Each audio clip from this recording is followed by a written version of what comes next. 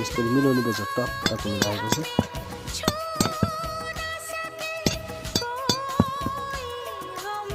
आउ लाग्छ नि त्यसो त आबु रहेछ होइन राटो त लाउँछ होइन होइन साइलो विलासी पर्ने